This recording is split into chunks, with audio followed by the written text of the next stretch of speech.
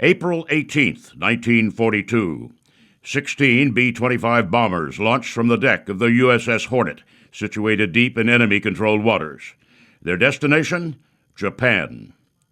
Still reeling from the attack on Pearl Harbor, the next few months had gone poorly for the Allies in the Pacific. Imperial Japanese forces took Guam, Hong Kong, and Singapore, and invaded Burma, Java, Sumatra, and Bougainville. In the Battle of the Java Sea, combined Allied naval forces were crushed, losing 5 cruisers, 5 destroyers, and 2,300 sailors. And costliest of all, just days earlier, on April 9th, United States forces on Bataan surrendered unconditionally to the Japanese. The next day, 76,000 Allied prisoners of war were forced to walk over 60 miles under a blazing sun without food or water to a new camp. The infamous Bataan Death March would leave over 5,000 Americans dead. Determined to strike back at Japan, American war planners conceived an idea in which twin-engine Army bombers could be launched from an aircraft carrier. Recognizing such an attack could provide a much-needed morale boost, U.S. Fleet Commander Admiral Ernest King and Air Force leader General Hap Arnold enthusiastically embraced the idea. Tapped to plan and lead this difficult and dangerous mission was the famed aviator and engineer, Lieutenant Colonel James H. Doolittle. The task was enormous. Gathering together 24 crews at Eglin Field in Florida, he had to teach them to lift off in a B-25 at 50 miles per hour after a 500-foot taxi, less than half the speed and distance pilots were accustomed to using.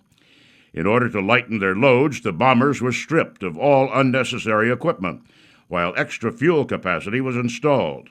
Each was loaded with 4 500-pound bombs. On April 2nd, the USS Hornet, with crews and bombers aboard, left Alameda Naval Air Station en route to Japan. 2.5 weeks later, on April 18th, an enemy patrol vessel was sighted about 650 miles off the coast of Japan.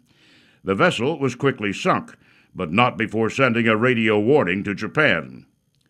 Recognizing that time was of the essence, Doolittle and the skipper of the Hornet, Captain Mark Mitscher, decided to launch the attack immediately, despite being 200 miles further from the Japanese mainland than planned.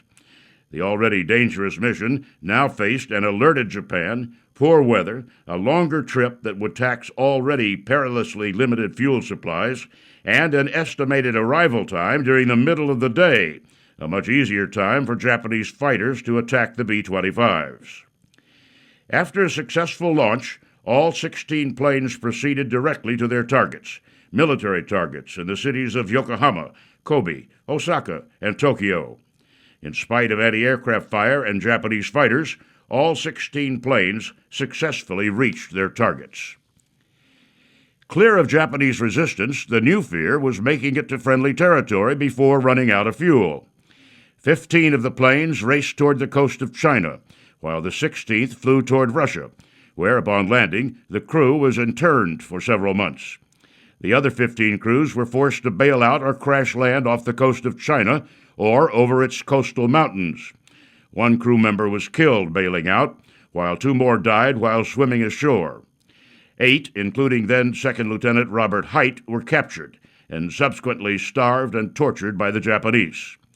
Following a mock trial, 3 of the 8, Dean Hallmark, William Farrell, and Harold Spatz, were convicted of charges they were never made aware of. The next day, all 3 were executed. Immediately following the raid, Doolittle told his crew he believed the loss of all 16 aircraft, combined with the relatively minor damage inflicted on Japan, had rendered his attack a failure, and that he expected a court-martial upon his return to the United States.